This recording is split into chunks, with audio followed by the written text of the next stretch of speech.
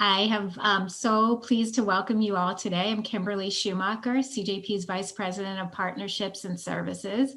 It is so exciting to see all your faces. You all represent 150 leaders across numerous organizations across Greater Boston. I want to thank you so much for spending your time with us today, to learning together and from each other. It is absolutely my pleasure to introduce Mark Baker, the CEO of CJP, to kick us off this morning. Mark? Thank you so much, Kimberly. Hi, everyone. It's amazing to see so many of you here today and to really feel the power, albeit through Zoom, of our interconnected networks and our community of communities, both within and beyond our Jewish community here in Boston and all the way from Israel. Combined Jewish Philanthropies is so excited to be co-hosting this special LEAP session with the United Way and Catholic Charities.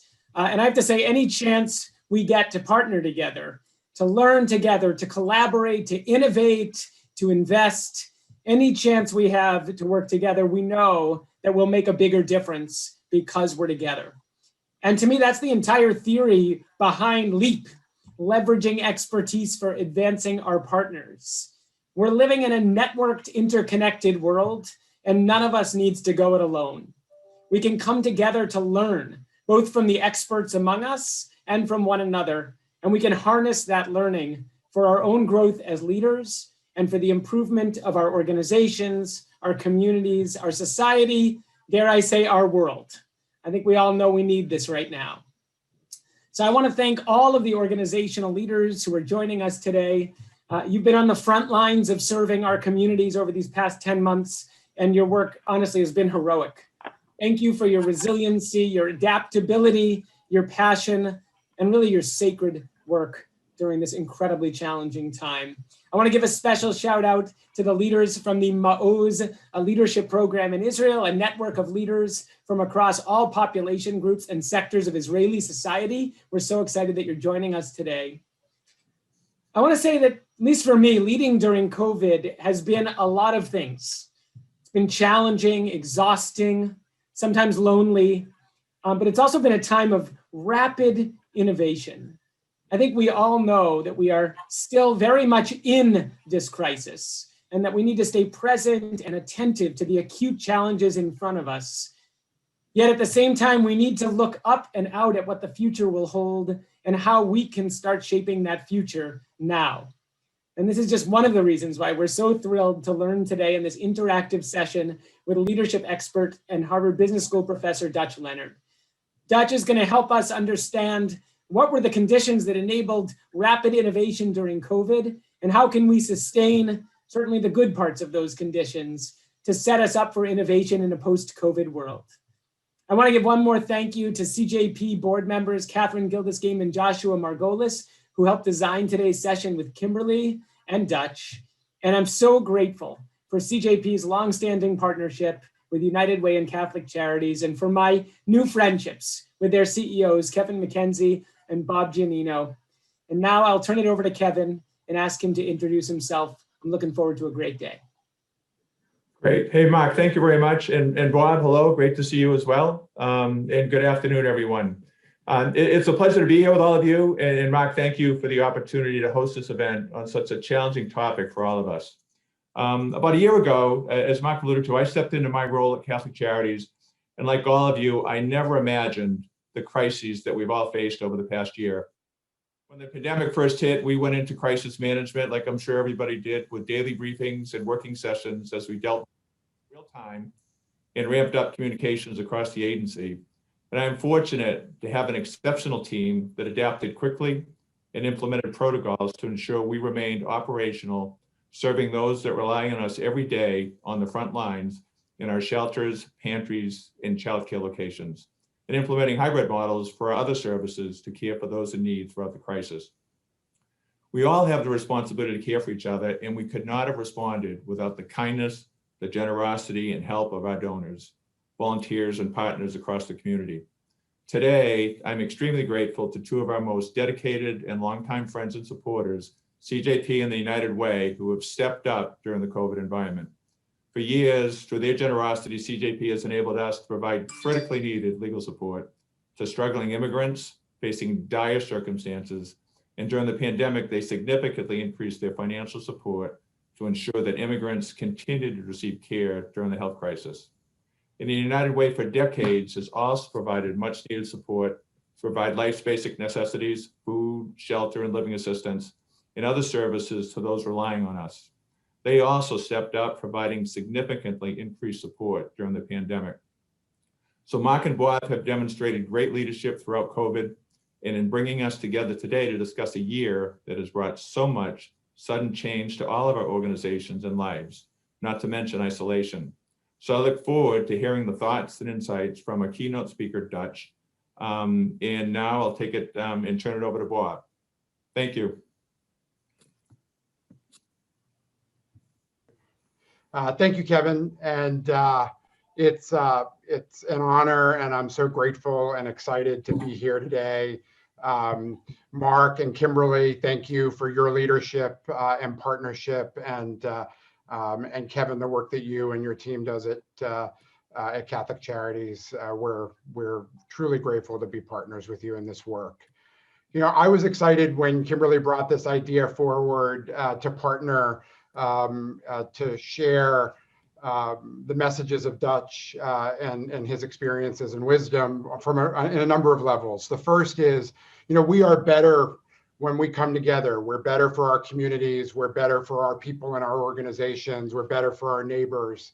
And when the combination of three critical organizations like CJP, like Catholic Charities, and like United Way come together, it will mean great things for our communities and for our neighbors. You know, and we all have more to give than the resources that we're able to share, the monetary resources that we're able to share.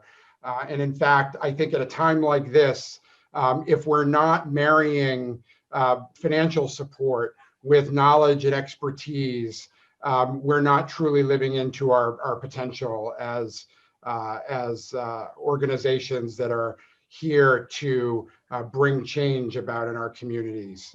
And I think it's that marriage of resources and knowledge that is among the most powerful combination that any of us can bestow on our communities.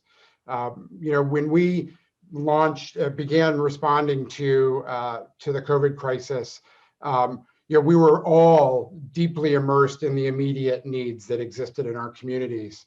But it's critically important that now, while addressing those immediate needs, that we start to plan for the future, and we start to think about, you know, what is our path forward? What is the path that allows for our communities, agencies, our neighbors to emerge from this moment stronger than ever, and to build the resiliency of our communities.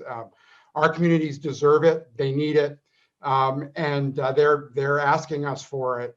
And we'll only be able to emerge more effective with a new paradigm for the future if we intentionally take time to think about how do we need to innovate, how do we need to think differently, and now's the time, because fairly soon, God willing, we will all be on the other side of this current crisis, and we've seen the divide that exists. And if we aren't planning to think about how can we improve what was true before this pandemic, and certainly what we've experienced during this pandemic, then we will have lost a critical opportunity to move our communities forward. And so I'm grateful to be here.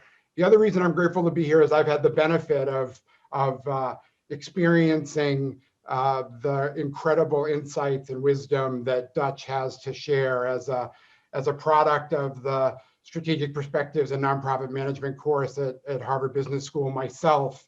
I know firsthand the incredible experience that we're all going to have for this next period of time. And I'm so grateful to be a part of helping share that with so many of you. So thank you for the opportunity and the partnership, and I look forward to our time together. Bob, Kevin, and Mark, thank you for those beautiful welcoming remarks on behalf of Catholic Charities, United Way, and CJP.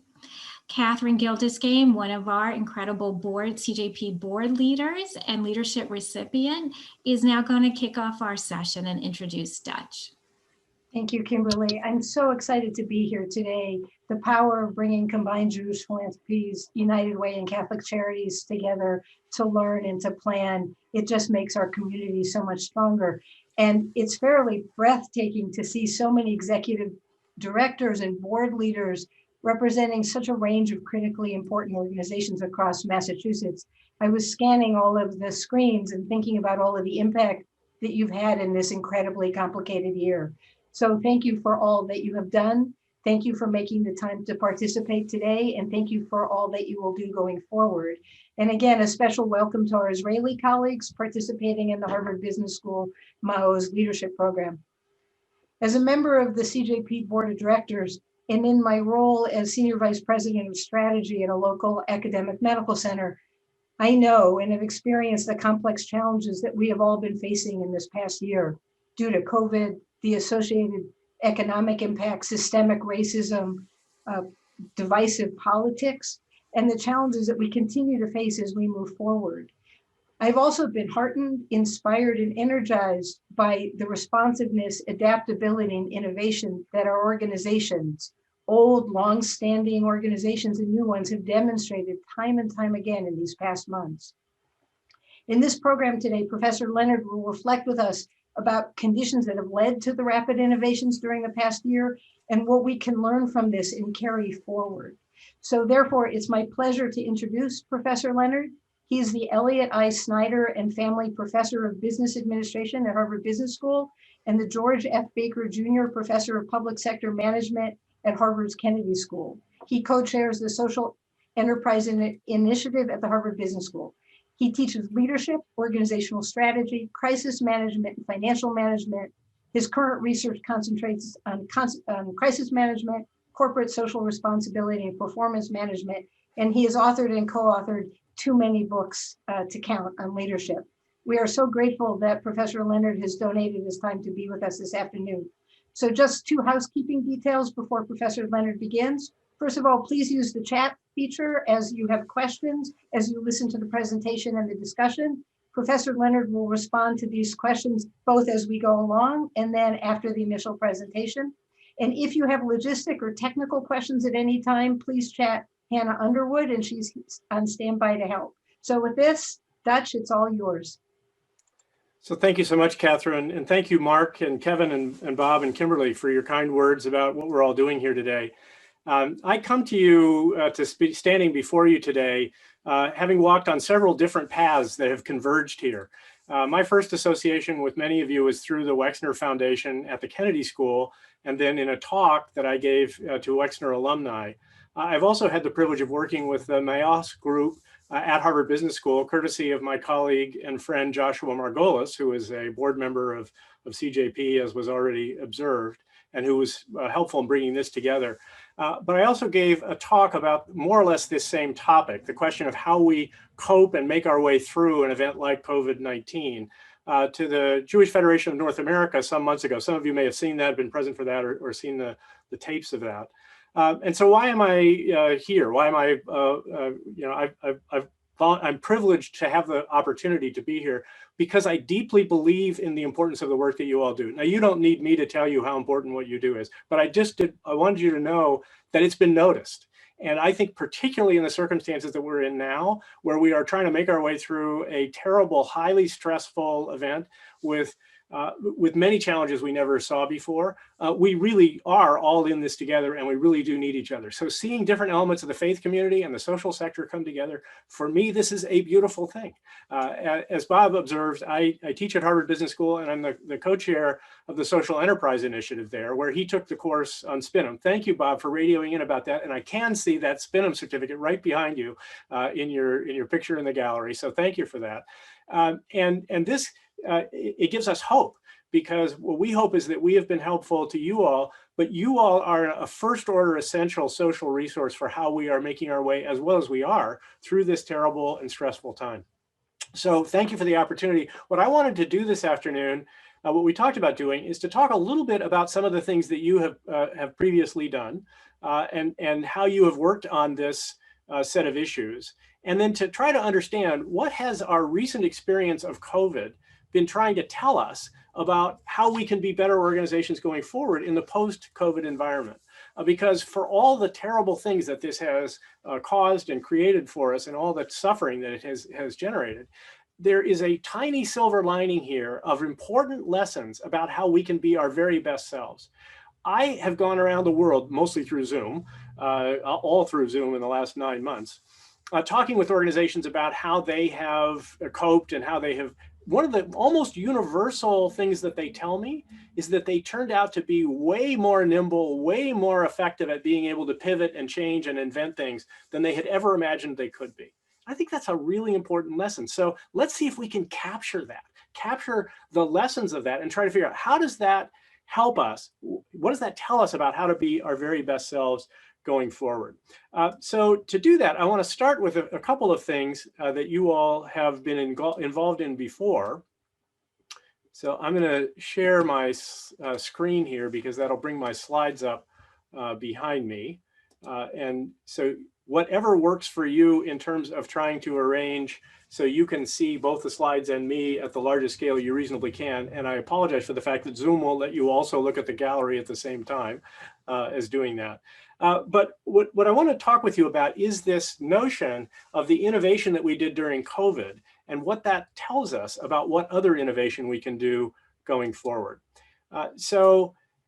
This, in a way, is about crisis management, but in a deeper sense, it is really not about crisis management. It's really about the relationship between crisis management thinking that we've all been doing and innovation in more general terms. So for me, leadership is fundamentally about innovation. When you're not innovating, you don't need leadership. You need something else that's very important. It's called management. And I honor that. I think that's extremely important. But what we're talking about here is a circumstance in which we have all had to lead because we had a lot of innovation to do. So think about it this way. Leadership's all about innovation. As it turns out, my work on crisis management at the Kennedy School, the fundamental approach that we use to that is to say that crisis management is an instance of rapid innovation. And these two dialectics, learning from crisis management about innovation and innovation about crisis management, turns out to be very, very useful and insightful. So I see leadership as related to innovation, crisis management is related to innovation. What we're really talking about here is what we might think of as the unified field theory, if you will, of leadership, innovation, and crisis management. We're trying to bring those three things into focus at the same time.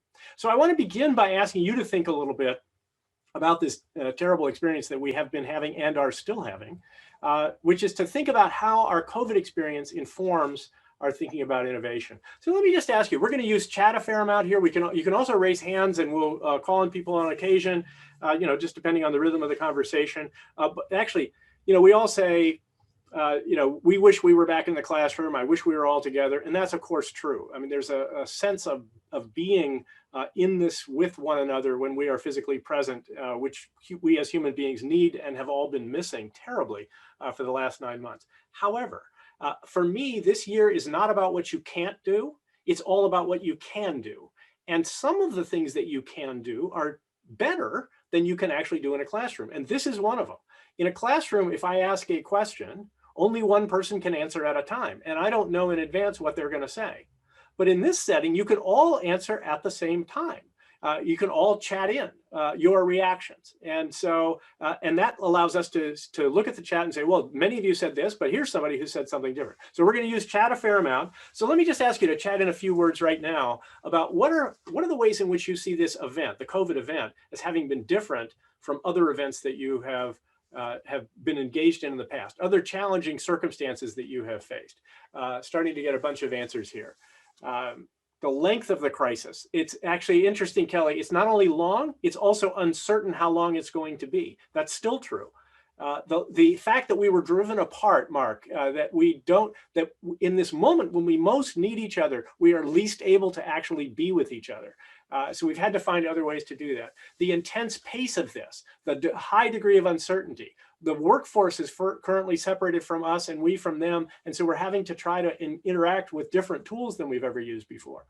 We've had to pivot so quickly with so little prep. We were forced to do this, unfolding unknowns, on and on and on, new things. And it keeps changing. It's not like COVID was one thing. COVID is a medical phenomenon, but as a social, economic, and all these other ripple effects, they keep changing because the rules change, what the other people are doing changes, what the needs in the community are changing. And so we're constantly having to reinvent. And so it's a period of foment and innovation, not just an instance. It's not just like one thing you get over and then you know what you're doing. And that's still true.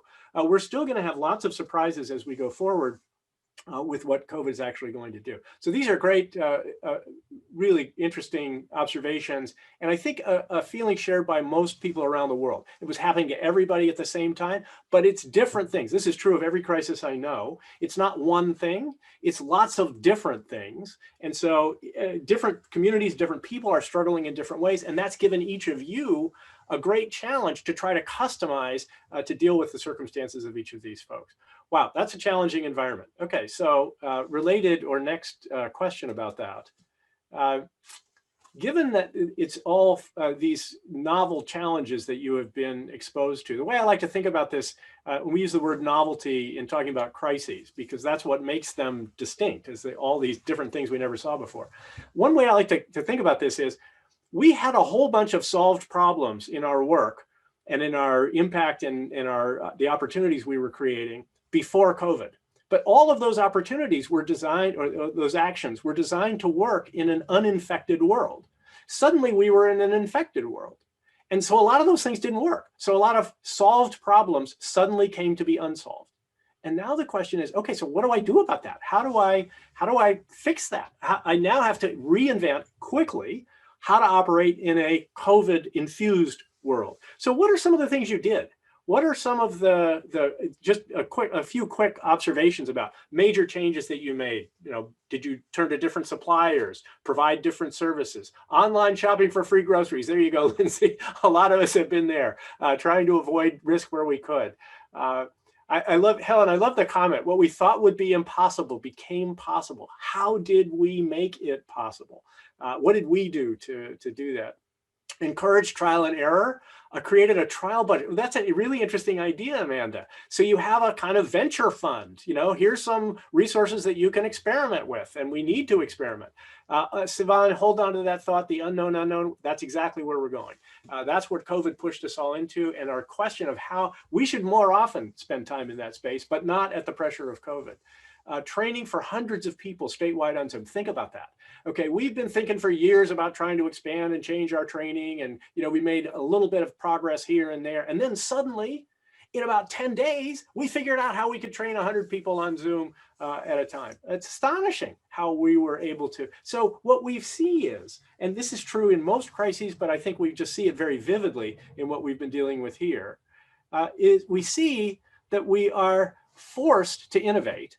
And as a result, I like to think about it in this kind of picture. So in most organizations, most of the time, there's a rising level of challenge, but also a rising level of expertise. We feel like we're becoming more competent. We're getting on top of our situation. We're learning more. We're better and better able to function. So this is kind of ordinary circumstances where this gap between the challenge we face and our competence is declining. We're getting better and better. And then what happens? Well, what happened in COVID is that suddenly the challenges are elevated. And at the same time, a lot of our installed base of understanding and knowledge about how to act on these issues that we've been working on is suddenly obsolete, because it's all designed for a pre-COVID environment. And now it has to operate, and a lot of it doesn't work in a COVID-infused environment. So that forces us to innovate rapidly, and eventually, we hope, I mean, that's the plus side of this, is that eventually, as you notice, that gap begins to close. We begin to get on top of how to operate in a COVID environment. But in the meantime, we're being forced to use behaviors of innovation What are those behaviors? How are they different? And here's the special question: how could we keep them? Well, how do we hold on to those? So here's how I'd like to come at that. I want to look with you. I'm just going to go very briefly and very quickly. You'll get all these slides, so please don't worry about trying to get these down. Happy to have you have the slides and you can go back through them. I'm going to run through very quickly what I might think of as Crisis Management 101, just a few principles that we teach about crisis management. And I think you will find yourself in this picture. In other words, as I describe this and name some of these things and talk about some of the structures people use for dealing with crisis management, you will probably find in that, you will recognize and see in that lots of things that you did, lots of things that you and your organization did to make your way through this. So I'm just going to run quickly through a couple of those ideas and thoughts, and that the structure, if you will, of crisis management.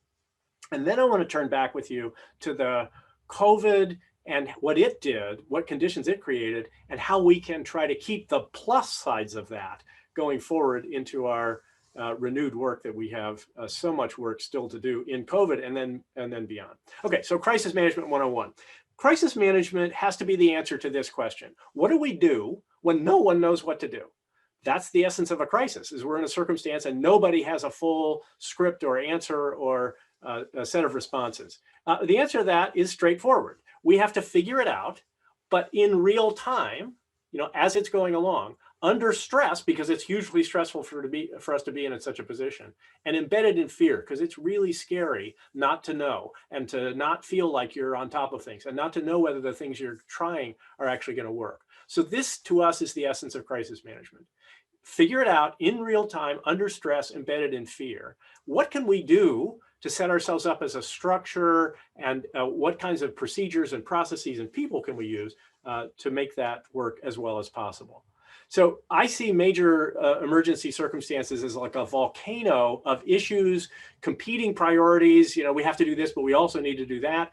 And often priorities that we never saw compete before. We never had to choose between X and Y. We could always do enough of both. We never had to dishonor one by saying it was less important than the other. But now suddenly we've got these collisions between different things that we need to do, and we have to make new decisions.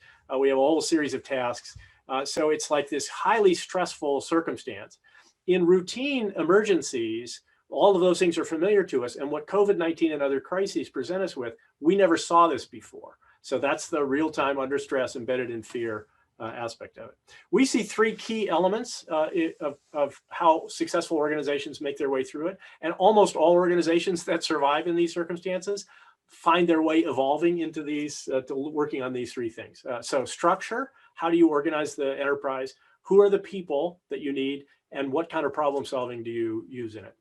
So structure, it's often called something like a critical incident management team, but it doesn't matter what you call it. It can be an executive committee, it can be a crisis committee. Again, the labels don't matter. What matters is that it's a group that's trying to spread its arms around the entire event.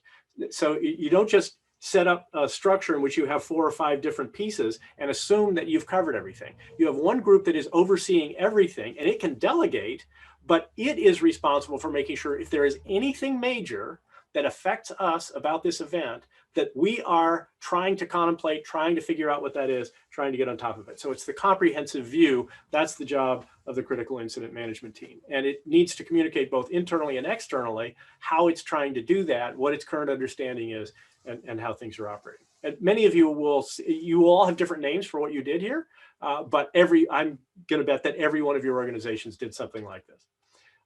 In addition, you need people. We like to point to 3 different types. First of all, I need people who completely understand who we are, how we operate, all of the kind of organic understanding of who we are as an enterprise.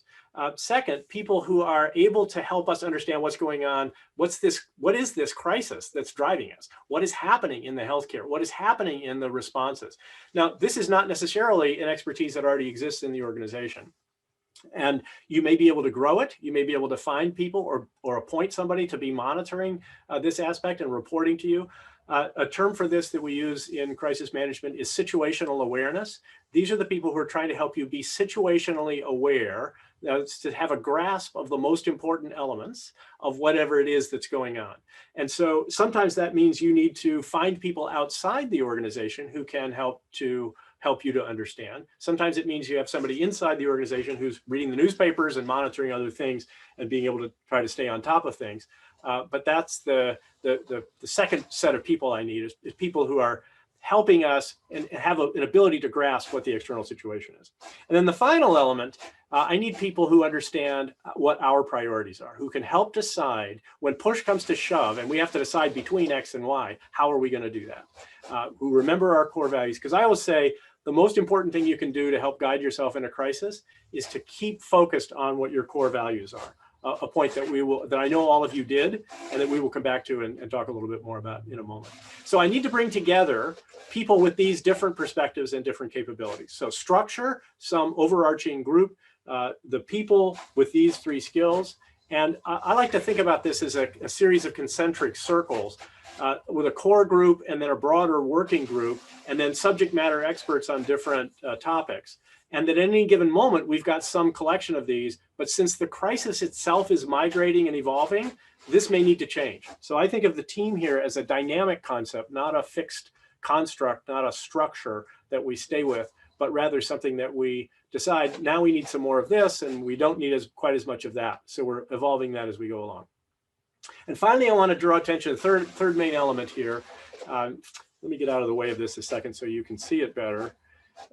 The third element that I wanted to focus on is this notion of a problem-solving method. And this is one form of it that I've used frequently that I hope will seem in some sense familiar. I'll bet most of you have some version of this that you use, but the idea is if you're trying to get on top of a situation you don't understand, you don't fully understand, first try to get as good a description, a picture of it as you can. That's the situational awareness. Then create options, develop some different possible, what are called courses of action, different things that we could do, different ways that we could approach it. Third, for each of those, try to get an idea of where they would take you.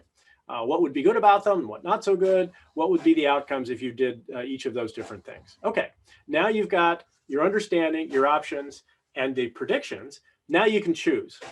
You can choose which is the best course of action, or at least the first one that you're going to try, because you don't know if it's going to work. But which one are you going to try first? But stop for a second and think here. I said choose the best, but I didn't say what best was. What does best mean? Well, this is back to the question of core values. So what I want to actually do here is add an earlier step.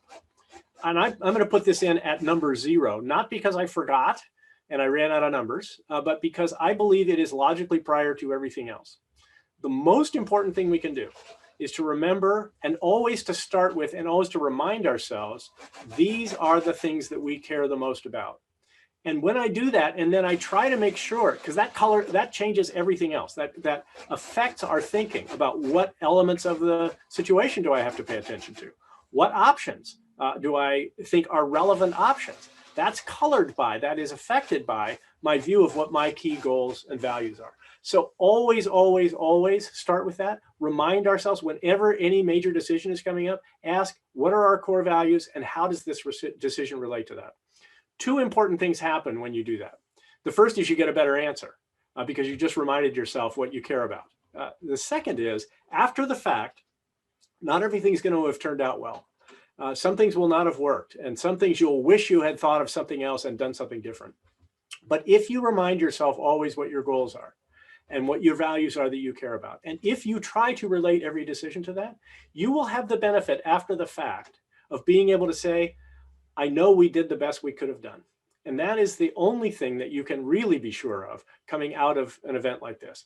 And that's all we can ever ask of ourselves, our organizations, and each other, is that we did our very best to stay focused on what we cared about and to actually carry that out.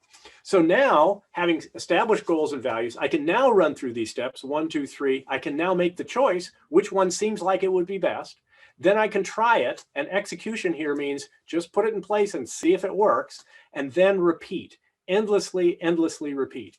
over and over again. And if I think you'll find this familiar, I believe that's what all of you have been doing, as all of us have over the course of this. This has many names. This is called the agile or iterative problem solving method.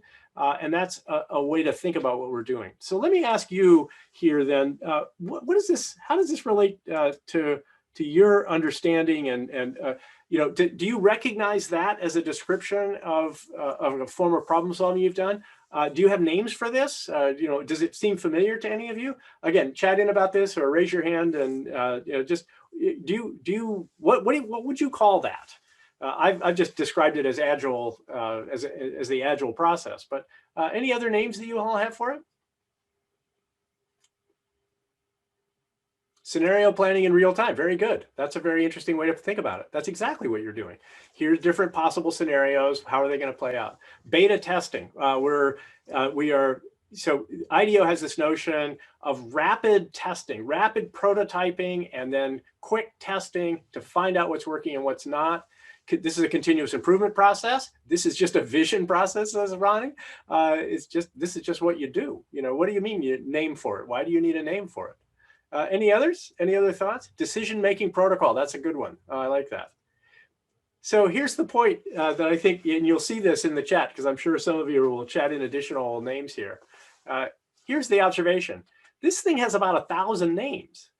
It is called the OODA loop, Observe, Orient, Decide, Act. It's the MDMP for those of you with a military background. It's the military decision-making process, which is similar in many different military organizations. It's Plan, Do, Check, Act. My favorite version of it is it's the incident action planning model in crisis management. This is what we teach in incident management as the basic problem-solving approach. I'm an economist by training. This may be obvious already from the way I'm behaving, but as an economist, I recognize this as the rational action model of economics. It assumes we're all rational beings. Of course, you start with your goals and you figure out how you can get closest to them. That's, you know, what else would you do? So in fact, but here's the one I want you all to think about, because I want you all to come and visit us at the Kennedy School and or the business school. This is what the case method is. The case method is, here's a bunch of people and they've got a problem. And you got to figure out what they care about and what their opportunities are. And you got to figure out what you're going to do, right? That's this classic Kennedy School, business school case question. What are you going to do? And the only way you get to that is by going through this kind of problem solving approach. So it is, in addition to that, it is just basic common sense, which is why some of you may not have names for it. It's just what you should do. And of course you should. What I would say ultimately is that this method is, I call it this, the problem solving method by 1,000 names. And I don't care what you call it, but if you go back and look at what your committee did and what your internal in your staff, in your organization, what you did day on day on day as COVID was unfolding, this is what you were doing. You were trying to remember what you cared about, trying to figure out what's going on, trying to figure out whether some possible ways in which you could respond to it, trying them out and keeping going. And that is an exhausting process under the kind of stress we've had, but that's basically, I think this is the heart and soul. We often teach crisis management, incident management as being mostly about the structure and the way you were, I don't think that's really the magic. I think the magic is right here. This is the beating heart and soul of effective crisis management, is that we do iterative problem solving again and again. So now think of what I've just run through extremely briefly. Again, you can get the notes. We've got other materials on this if you're more interested. But the point here is not, I think you guys have learned enough about crisis management. If you've gotten this far, we'll make it the rest of the way. The question is, can we examine that and understand how that worked in ways that we can carry forward the parts of it that are positive and best for us? So here's a way to think about that. What COVID-19 did was created an existential threat to our organizations. I think pretty much everybody felt that way. And therefore an imperative for innovation, which you guys have already spoken to, and you gave me all kinds of great examples of what you did. And in turn, that created a series of circumstances and things that happened in the organization.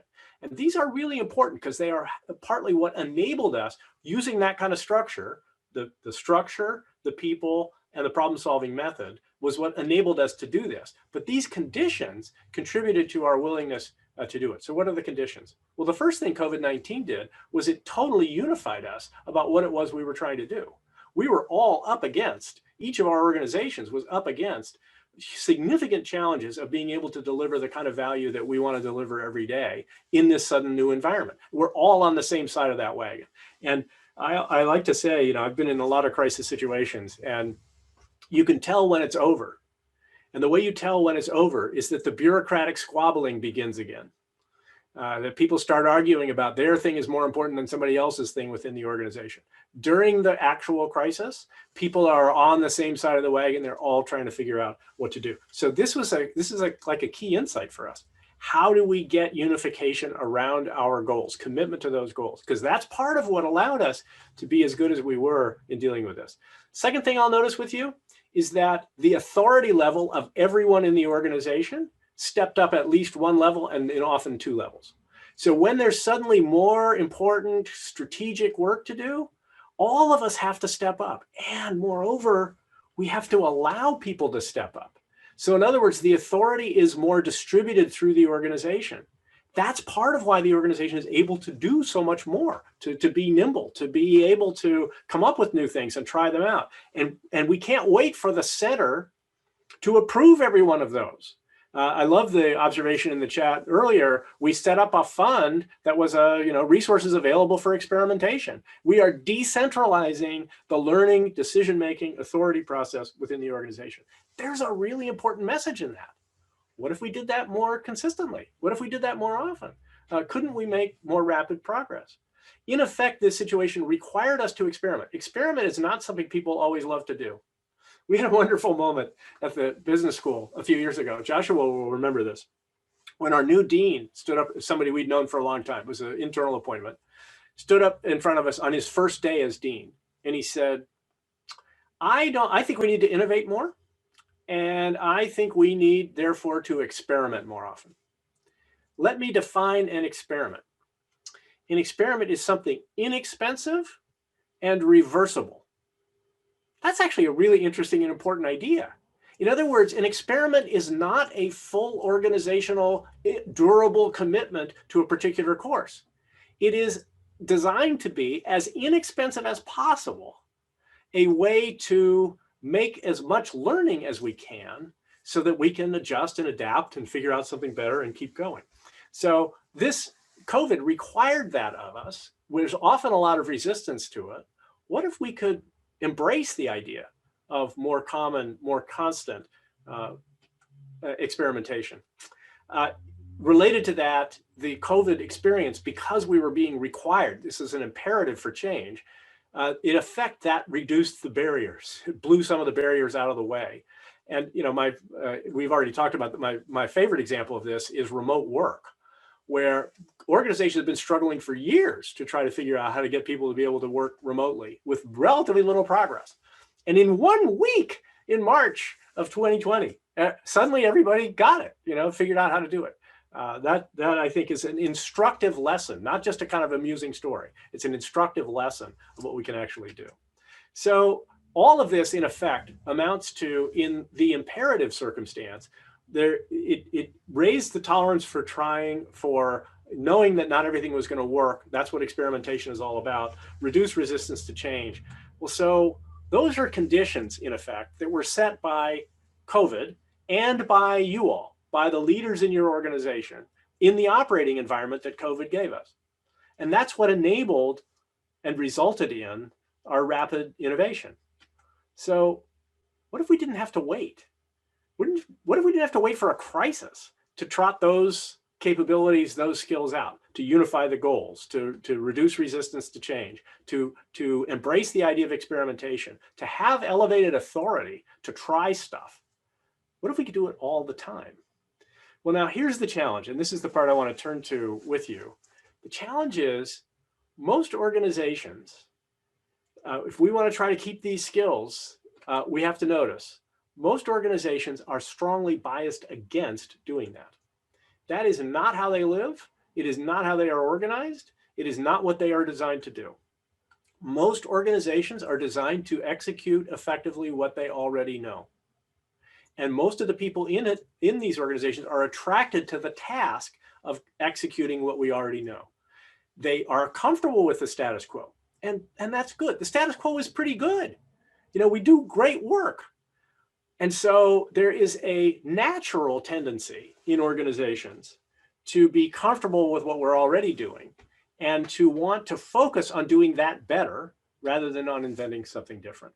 So I want to take a minute and share a few thoughts with you about this in the form of a framework. And I'm just going to outline this very quickly. Again, these slides will all be available to you.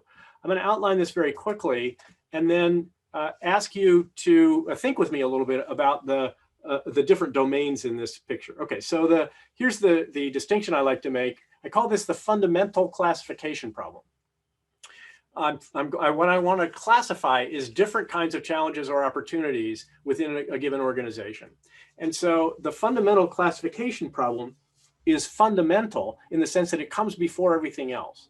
First, you got to figure out what kind of problem you have. And what I want to focus on here is the degree of uncertainty in the environment that attaches to this problem or opportunity.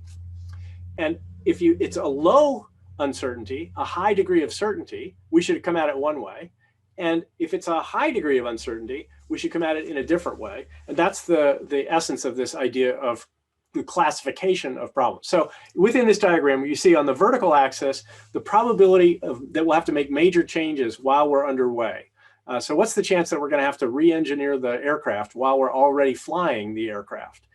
That's the standard analogy for this. That probability ranges from 0 to 1. And what I want to suggest is it depends a lot on how much uncertainty there is in what we're doing. So on the left-hand side, highly certain. That we are going into a domain of known knowns, that is highly predictable circumstances. We've been here before, we know pretty much what it's going to look like. This is the knowing what we already know and wanting to do more of what we already do. In the middle, as uncertainty rises, we come to a zone that is known unknowns. We know what the major issues are, we just don't know how they're going to turn out.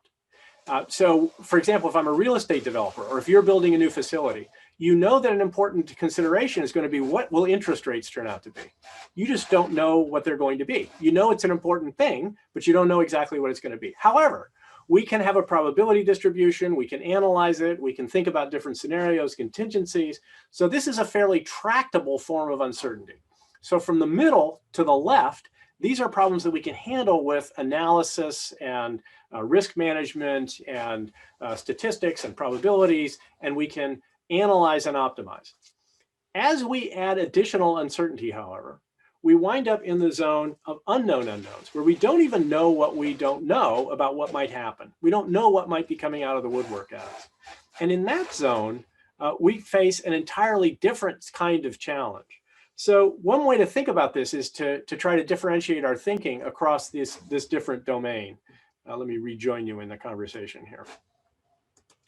So I think the curve across this domain looks something like this. That if you're going into the zone of known knowns, the chance that you're going to have to change anything significantly is relatively low. As you go to the middle, the probability rises pretty fast, that there are some adjustments that you're going to have to make. And as you go into the zone of unknown unknowns, where you don't even know what the issues are, the probability that you're going to have to make significant changes while underway becomes approximately 1. And in that zone, you're going to have a different way of going at things. Now, obviously, what COVID did was push us all into that zone. So if we could examine carefully how we survived, we didn't want to go there. We were forced there. But if we could examine carefully how we survived, and we could decide to go there because we want to explore, we want to get some new ideas, well, maybe we would have figured out a way to make real progress in our future challenges. So I want to differentiate two pieces of this. The business as usual, the lower left hand, the certain enterprise, from I call this into the unknown. I'm going into, I don't even know what the circumstances are going to be. And the key thing I want to do is to push your thinking in this picture away from the middle. Because when I ask organizations, what are most of your problems? Where are they? Almost everybody tells me most of our problems are known unknowns. We know what the issues are. We know how to analyze them. So here's the challenge. If you allow yourself to give that answer, then all of your problems begin to look the same. All of them there's some uncertainty, but not too much. We can analyze it.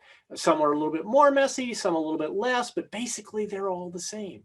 So we're going to have one organizational response.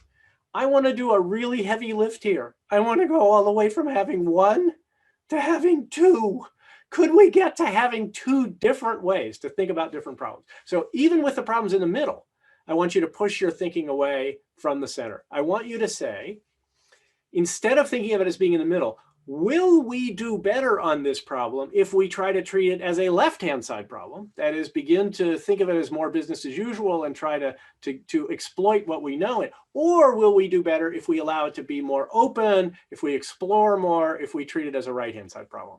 So even if it really is in the middle, you're really going to go one way or the other. You're going to treat it as mostly uncertain or as mostly certain. So let's just differentiate those two. Let's get from one paradigm in the middle to two separate paradigms that we can choose between as we look at different opportunities. So how do we, I want to look at each of these briefly with you, each of these zones. How do we produce excellence in the business as usual domain? First, let me give it a name. I like to call this ACT because it's business as usual, low uncertainty. You can anticipate what's going to happen. So you should make a good prediction about what's going to happen, because that's what's going to allow you then to form a plan to coordinate your actions in a way that will make you efficient at being able to deliver that 10,000 meals that you're planning to deliver next period, or the hospital visits that you're going to do, or the hospice care that you're delivering. You've anticipated what it's going to look like, and you can now organize your resources to do it efficiently. And then finally, do it. Okay, you've got the plan. Let's carry that out. Let's execute, and let's watch as we do it and see if we need to make minor adjustments. We don't want to re-engineer the whole thing. We're in the low probability of major change while underway, but we can still make some adjustments. So let me ask you to think just for a second about what these opportunities are in terms of what you see yourselves as doing, and see yourselves as how you're operating in these zones. What are some of the techniques or tools? Because I submit to you that we have a toolkit that we use in each of these domains, that we are in both the into the unknown and in business as usual. We have a set of tools that we can use to operate here. And so help me think about what those are. What are some tools? Just chat in briefly about this. What are some tools that you use in the business as usual domain here that allow you to do really excellent work? Just chat in a few ideas about that. Good question, Lindsay, about the difference between innovation and adaptation. We innovate so as to be able to adapt more effectively to what has changed around us. Very good, Amanda. Data from past programs and scenarios. On the left-hand side, you've got tons of data. You can collect data, policies and procedures, standard operating procedures, things that we can comply with. We know this works. We know it's efficient. Performance tracking. Oh, I love this. Lindsay, accountability. This is a key element. So not only can I specify what I'm trying to do on the left-hand side and specify what the KPIs are, the metrics, whatever you want to call it, the outcomes are that I'm trying to achieve, I can see whether I did it or not. And so I can have an accountability mechanism that holds us accountable for high performance, and that helps us with performance. Notice what's happening here. Look at what's happening in the chat. I've got a huge number of tools on this, and these tools are very well specified and well defined. There's a difference between the Phillips head screwdriver and the slotted screwdriver. If you're working on this problem, we're going to use this budgetary form. If we're working on that problem, we're using this budgetary form, and we have refined them to fit the specifics of this particular thing that we do. That's wonderful. That's really, that helps us to do this work much more efficiently than we ever could. And many of the gains, much of why our life is different from our grandparents and from our, 20 years ago when we were working on these same issues. We've gotten better because we've learned these things, we've codified them, we've built the apparatus and built out the tool set on the left-hand side. So these are great best practices from other organizations. They're doing the same thing. Why can't we look at them? So we've got all these mechanisms, these processes. These are tools. This is what I mean by a toolkit. Okay, so I've asked a lot of different organizations about this same question about what the toolkit looks like. Let me show you some of their thinking about what that looks like, and let me get out of the way here again so you can see this. So they respond many of the same ways that you did. Standard plans, budgets as a detailed list of financial and other resources that map to the outcomes and impacts I'm trying to create. Performance measures. A lot of this turns around issues of data and analysis, which allows us to optimize. And that's, of course, what we're trying to do. And I think it's a beautiful thing. So what we're accomplishing in this part of our work is that we will reasonably can be expected to succeed reliably and repeatedly on this issue, because we understand it well enough. We've built the apparatus, we've got the resources, we can really do it. And by the way, it's easy to verify and evaluate, which is why I love the emphasis, Lindsay, on accountability.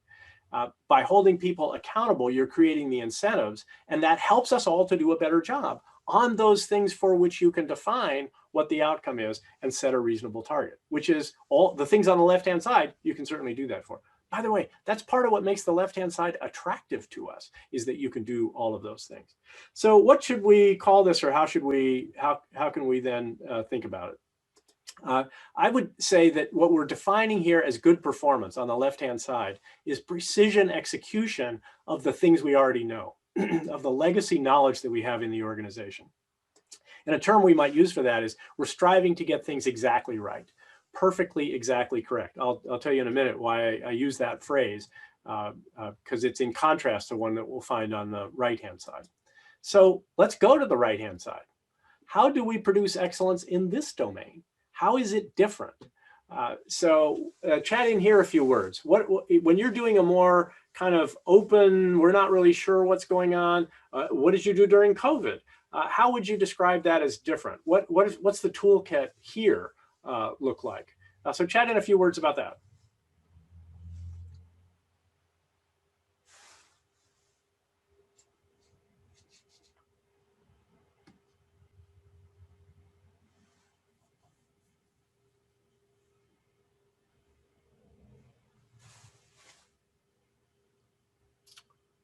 Act, feedback, assess, adjust. I love it. Instinct, that's right. You've got to try things that you're really not sure about. You go on intuition, which is really pattern recognition.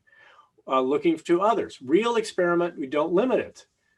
Set up and execute quick tests that provide fast results. Joe, I love this idea. In the design literature, this is called minimum viable product. You try to do as little as possible, make as small a commitment as possible to learn as much as possible. I think that's a brilliant idea and a really important, I call this trying to minimize the level of commitment of resources and emotional energy to my current state of confusion. Okay, I need to recognize I don't know everything yet. I'm going to learn more as I go along. And so how do I do that? And how do I do that at the least possible cost, the least possible commitment of resources to actually do that? Roughly right work. Carly, that's a wonderful turn of phrase. You're going to love what the title I'm going to give to this. Hold that phrase. Lots of communication with stakeholders about what's going on to explain what we're doing. Keep asking questions. This is that iterative problem-solving method again, except in a very general sense. So this is interesting. Look at this list of tools. We do have tools for this domain, but what I observe with you is that these tools are much less specific. The tools that you have on the left-hand side are very specifically designed to the particular things that you're doing. Here we've got a more general, more abstract problem, and we've got a less well-defined, much less well-defined specific idea about how we're going to go about it. So what I would call this domain is invent, discover, experiment, apply. What we're trying to do, and the tools that you all are describing are exactly that. I either have to find a new idea or build a new idea myself. I have to regard everything as an experiment, and then I apply the things that I'm learning and try to make progress with that. So again, just to share with you what I've heard from some other groups on this subject about the right-hand side toolkit, if you will. It's things like the same list that you've provided: design thinking, agile process, rapid prototyping, the minimum viable product. That Carly, hold that thought, the roughly right work. What you really see here is the process of testing things and seeing where they are weakest and trying to reinforce at the point of weakness. So all of those seem like appropriate, but they're much more general types of tools. They're much less specific than we had on the left-hand side. So what's the expectation? What this should generate, if we do it right, is learning, rapid learning. That is much more difficult to evaluate and benchmark. I cannot specify exactly how much learning should you be able to do about this in the next 6 months. I cannot specify how long it should take to solve a problem until I've solved it once. Then I know how long it will take. But up until then, I don't know how hard it is. There's lots of problems that are easy to state that have turned out to be incredibly difficult to solve, and vice versa. Problems that have sounded difficult that turned out there was an almost instantaneous breakthrough. You just can't tell. So what that means is my evaluation has to be on the basis of best effort, not on the basis of results, because I can't specify how long the result should take. That's completely different from the left-hand side. And by the way, that's one of the attractions of the left-hand side. That's why people sometimes want to avoid this. Well, you know, how would we know if we'd succeeded anyway? Let's not spend time on that. Let's get back to doing what we know how to do. You know, let's get the production going and get it out the door. So how is this different? What is this? How would we characterize this? Well, here, good performance in the right-hand side of our work is the rapid discovery and application of what we don't know. Now, here's the term. I'm going to come back to your roughly right work, Carly. There's a phrase that I'm going to use here, which is the title of a book written by one of our colleagues at the School of Engineering and Applied Sciences. His name's Leslie Valiant. I recommend the book. It's about algorithms, so some of it's a little bit tough reading. But one of the algorithms he talks about is evolution. So it's an interesting, very interesting set of interpretations. But years ago, he wrote a paper and his friend said, well, that's not the right title. The right title for your paper, and this is my new aspiration for your work on the right-hand side, my new goal for you, I hope you'll set as your goal for yourself. The term is probably approximately correct. Probably approximately correct. Get it about right. Get roughly right work, says Carly. So why would that be the aspiration? Well, look, you can't get it exactly right. You won't get it exactly right. And moreover, by the time you do, the world will have moved on and it won't be right anymore. That's the nature of work on this side of the picture, of the nature of this kind of problem. Perfectly exactly correct is reserved for left-hand side problems. So again, fundamental distinction, got to make the distinction first. Which of these applies? Am I trying to do perfectly exactly correct? Or can I live with probably approximately correct while the world changes and moves on and we continue to move? Now, I want to be really clear in making this distinction. I am not trying to argue that one of these is right and the other is wrong, that one is good and the other is bad. What I think is they are both important. This is yes and. Organization, most of the problems we have in the organization, in any organization on a given day, are left-hand side problems. We need to do well what we already know how to do. But all of the most important problems are right-hand side problems. That's where our future lives. That's where we're going to invent. By the way, the world is pushing us because it's changing and we're having to adapt to that. But also the things we haven't discovered yet lie out there. And so all of the most important things about our future and our ability to really deliver value are on the right-hand side. So the challenge is not either or. This is a yes and that's the challenge, I think, for leaders. That's a critical problem that we have as leaders trying to operate in this domain. So actually, let me I'll show you a couple of other thoughts about this. My problem, the thing I wanted you to puzzle about is, again, not that this ACT paradigm isn't good. The problem is it tends to become, if we don't make the distinction, if we don't make the fundamental distinction between these two, we will have one. And I can promise you which one it's going to be. It's going to be the ACT paradigm. The problem is it's hegemonic, it's domineering. It pulls our thinking toward the left. And I don't mean that politically. It pulls our thinking toward the left-hand side of this picture. So how does that work? We begin to define progress as cleaner, easier, more accurately anticipated planning and execution. The accounting system accounts for more than all of our profits as coming from the left-hand side because it treats the right-hand side as a cost center. There are no revenues associated with that. Of course there are, but they're in the future and they're uncertain. Accountants don't count those. So all of the revenue is counted on the left-hand side, which means that more than all of the profits are accounted for. Do you see what kind of a pressure that is on our thinking? We begin to see our real success, the generation of profits, the generation of capital and resources that we have to work with as coming from the left. So let's improve that. we begin to define performance as being hitting the targets. We can't even specify the targets on the right-hand side. That means that we then begin to build the systems around supporting the ACT system. Finance, for example, is almost all exclusively focused on the left-hand side. Then who comes and shows up in the organization? People who like procedures, who like execution. These are people who are attracted to what we're doing. That's wonderful because they help us to do that, but they don't like ambiguity. So when we say, let's try something else, they say, I don't know. We've got our work cut out for us here on this stuff we already know how to do. So all of these things militate in the same direction. And I use the word militate advisedly here. All of this is great. Everything about this is great because it is self-enforcing, is self-actuating for the left-hand side. The left-hand side does really great work and it helps itself to do that. The problem is not that it's not good, it's not everything. What happens if you apply that paradigm to a problem that's a right-hand side problem? Well, you try to write a budget for it. You try to set benchmarks. You try to set performance measures. And again, if we do not differentiate, we will have one mechanism and we will apply those same tools to everything. And we'll say, well, you know, it's kind of hard to write a budget here. We are doing violence to the needs of the right-hand side if we impose a whole bunch of left-hand tools on the right-hand side. What will happen if we do that is we're going to suppress innovation. A way to think about that is that we're bringing exactly the wrong toolbox. So think of bringing a carpenter's toolbox to a baking contest. You are not going to do well in leavening that dough with a screwdriver. It's just not the right fit.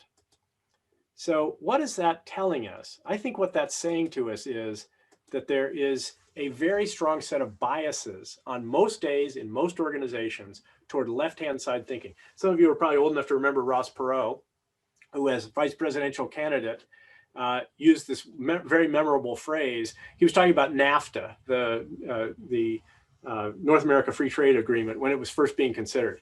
And what he said was, if you pass that, you're going to hear a giant sucking sound, and suddenly there are going to be all kinds of jobs outside the United States.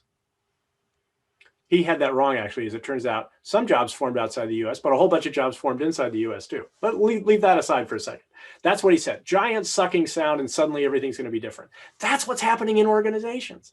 There's a giant sucking. We're talking about some initiative or something we're doing, and there's a giant sucking sound, and suddenly everybody's talking about specifying the KPIs and figuring out what the budget is and trying to figure out how to study it and optimize it. You see what's happening? They're trying to left-hand side it. They're trying to take whatever it is and improve it by applying the left-hand side toolkit. So that is a giant sucking sound that has us all thinking in a left-hand side way. And there are many, many elements of this.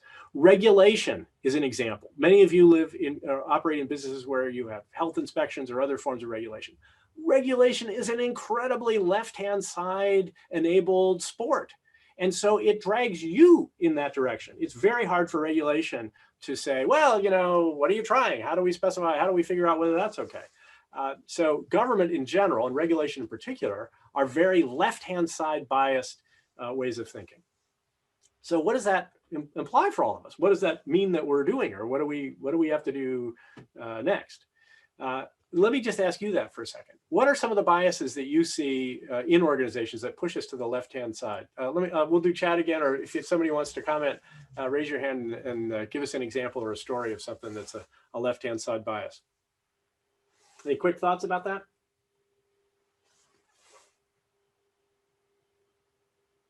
Budget constraints. That's right. We only have so much resource, and you can't predict ahead of time how much resources it's going to need. Boards often. Boards they're filled with wonderful people, but often they are there because they like the status quo things that we do, and they think they can help us to be more efficient at that.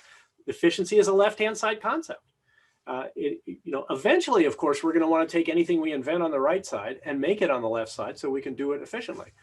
Risk aversion is exactly a force. And by the way, it operates on all of us. All of us would prefer to have the nice, clean, ability to act. Funders often specify, this is what we want. This is the outcome we want. And by the way, all this stuff about outcome and impact management, that's a left-hand side concept, because you can really only specify those things on the left-hand side. It's an anti-innovation agenda. That doesn't sound like what we need. So again, it's yes and. We need some funders who are really interested in funding experiments, in recognizing that learning is actually one of the great assets. Oh, I love this. You've got all kinds of too many long-term employees. Why are they there?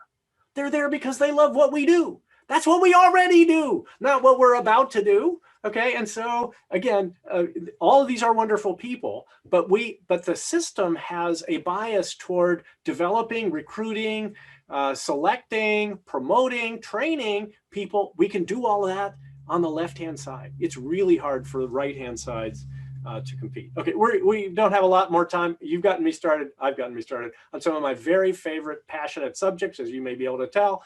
I could go on, and I probably will, but we have other things that we should turn to. But you get the point here.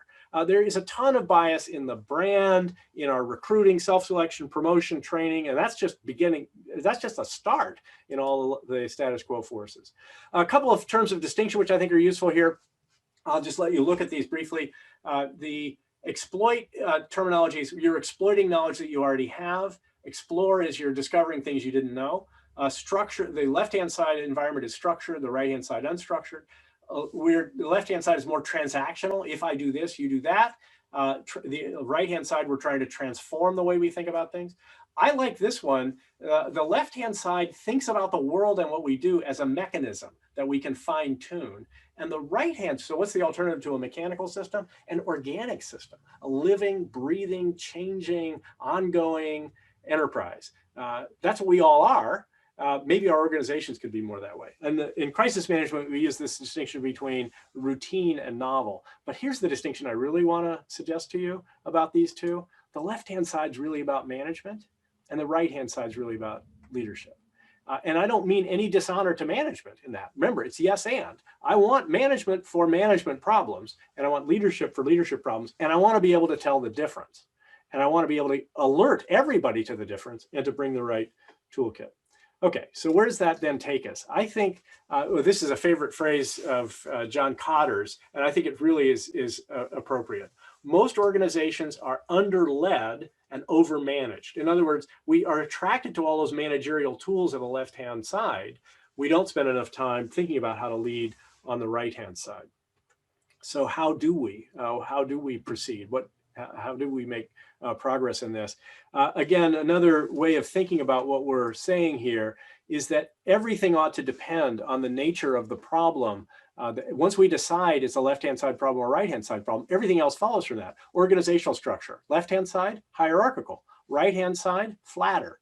The people, more entrepreneurial, right-hand side, more obsessive compulsive on the left-hand side. There's a role for that. It's really good. It helps us to do excellent things. What capabilities and what processes, all of these things need to depend on what the nature of the problem is. And that means, in effect, you're building two different cultures, two different approaches. And maybe it's the same people and they just act in a culturally different way, but that means they need to be culturally adept and culturally literate in both of these cultures. That's a great challenge for leadership. So as the uncertainty rises, you want to make the organization flatter, the skills more entrepreneurial, the capabilities more general, and use that problem-solving approach. That is something that crosses over.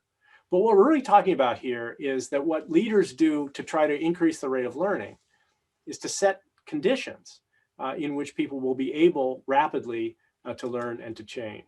So what are those conditions? Well, I'm going to have to leave you to think about that because we're short of time here, and I want to cover a couple of other things about the situation we've been through before we quit. But this is, I think, the first order question for you. What are those conditions? What did we see in COVID? What conditions enabled us to do the incredibly inspired work that is what got us to where we are, that made this? It was a terrible thing, but it could have been very much worse if you guys hadn't been as good as at what you do as you turned out to be. So what do you see as those conditions? How will you set them in your organization? That, I think, is the question I want to leave you with. So COVID-19 obviously pushed us kicking and screaming into this zone. Every crisis does that. Let's not wait for the next crisis to do that some more. Let's figure out ways to get there. 5 quick reasons why you need to do that. First of all, we got some more surprises as the environment continues to evolve, as we come out of and begins to become more safe. It's not all going to happen at once. So we're going to have continual changes and continual adjustment. We're going to have to continue to do that. But second, a lot of the disruptions caused by COVID have not already been digested. There's a whole bunch of stuff that's going to happen as we are back out in the world and able to see each other that we still are going to have to make our way through. That's going to continue to change your external operating environment. Also, there are a whole bunch of things that had nothing to do with COVID. Changes in technology, advent of 5G, autonomous vehicles are coming. So there's all kinds of other changes that are happening, and some of that's pent up. We couldn't do a lot of it during COVID. A whole lot of that's going to hit the front lines when we are released from captivity. And COVID and other major events like this tend to accelerate pre-existing trends. The changes in retail, for example, Main Street changes, with many of you are directly involved in, all of those things are going to be accelerated by this. And finally, the world was accelerating anyway. Technology happens at a faster and faster pace. So there is a ton of undigested change still for us yet to be engaged in. So that implies, I think, that these watershed disruptions that we've been living through, we see this in the aftermath of every major significant change, inflection point, and COVID will turn out to be one of those in ways that we can't yet completely predict or anticipate. That's the point. We're going to be living through that as we go. But in those challenges of adapting to all of that change, there are going to be tremendous opportunities for us to rethink who we are and what we can do and what people most need from us, and to continue doing the kind of inspired work you all do, but to evolve that in ways that are going to make it even better and more important. So these skills that we've been talking about, these skills are going to be important for a really long time to come. And I would love to answer questions, thoughts, take observations from you. There have been many of them in the chat. I'm sorry I've waxed on so long, but there was a lot of material to cover. And I deeply believe in the importance of the combination of what you do and this way of thinking about how we can continue to improve that at the most rapid possible rate. So I would be happy to take a few questions here, or actually I'm supposed to hand back in a minute or two. And I have one other thing I want to say to you just by way of benediction. But let me stop and see if there are any questions. Catherine, I know I was supposed to stop before, but I kept going. So anything that you want to draw our attention to, or anything we should just a couple things, but Dush, it was great. Drinking from a fire hose, listening to you, something to think about. But Lindsay writes, it strikes me that most nonprofits were born from some type of crisis at the micro, meso, or macro level. This feels like lifespan development theory for nonprofit organizations. Self-actualization is the balance between the left and the right. Wow, that's a really interesting observation, and I think it's true. So very often when we invent new things, it's because we've discovered that the things that we have aren't in the right place anymore. So this is often described as the problem of siloed organizations. You guys know what I mean by the notion of silo? Bob has heard me say this before. Many of you may have, if you've encountered me in other circumstances. But at Harvard, we prefer to use a more technical term. We don't use the word silo. We call them cylinders of excellence. And it's designed to be funny, and I don't remember who coined it, and I wish I did. But the point there is we built the organization for the thing that it was trying to do, and focus and sticking to your knitting and doing it really well that's the left-hand side idea. This is a really important way to be excellent. The problem isn't that it's not good. The problem is the world moves and the silo or cylinder of excellence is no longer in exactly the right place. And then, Lindsay, I think you're right. What we do is we invent new solutions. We've got new problems, we invent new solutions. But then the challenge is the continuing evolution of the same thing. Does the silo move with the problem, or does the silo get stuck where it is? And that's part of the left-hand side, right-hand side that we've been describing and discussing. Tamar, I liked your observation about World War II as a watershed event brought women into the workforce because the men were not available. They were doing other things. And so women had to do a whole bunch of things. And then the men got released and we didn't know what to do with them. So we sent them all back to the jobs they had before, and women were supposed to go back to the kitchen.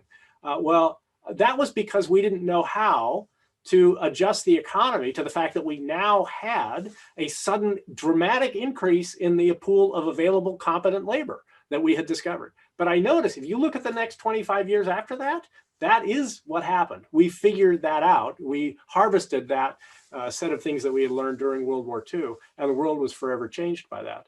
So I think that's an interesting thing to bear in mind, to remember that these watershed events, not instantly, but in the space of a relatively short time, make pretty dramatic changes in ways that are not always easily predictable.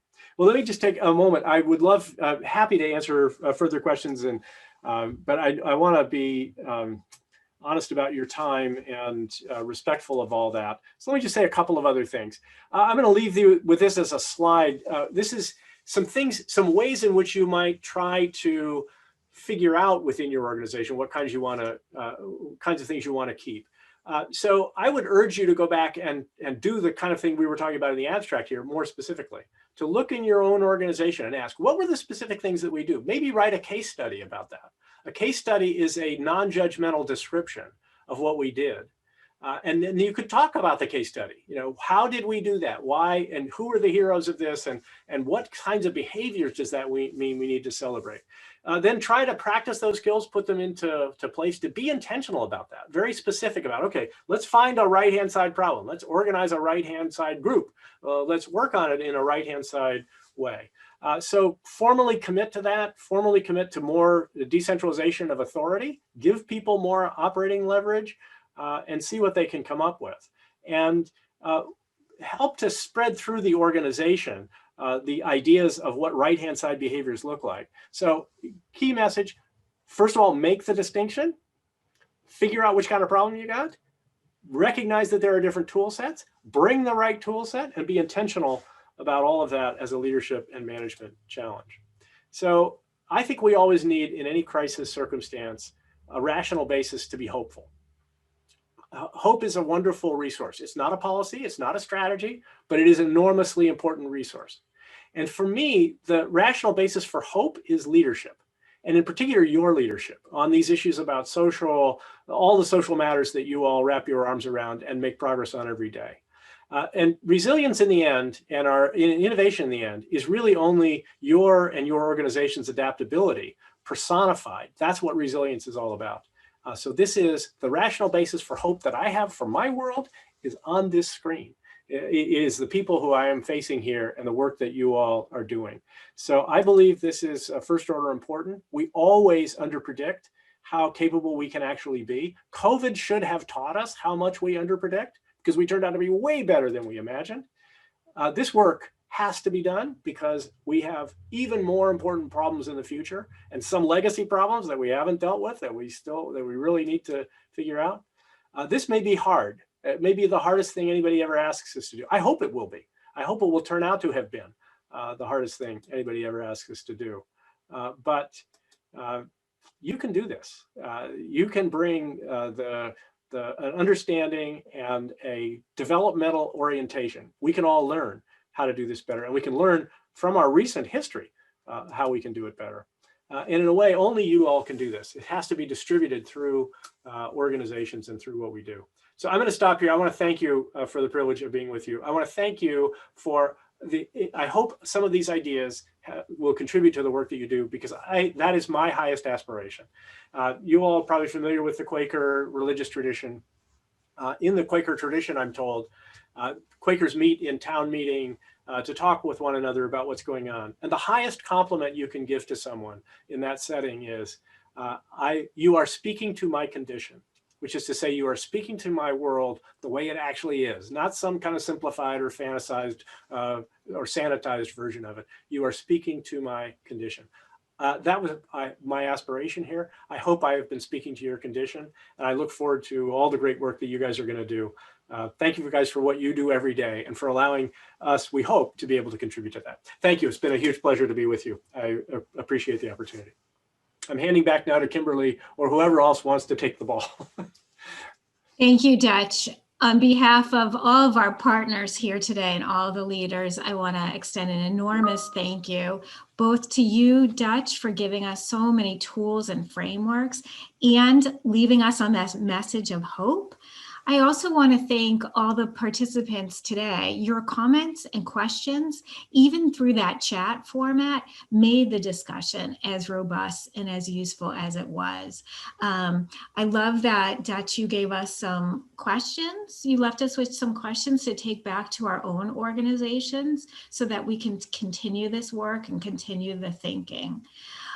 We hope that this met everyone's expectations. My colleague Hannah is going to be putting in a poll that should take you about 30 seconds for the participants to complete so we can get your feedback. As you all heard, this particular session was new for us in several ways, and so we would really appreciate your quick feedback.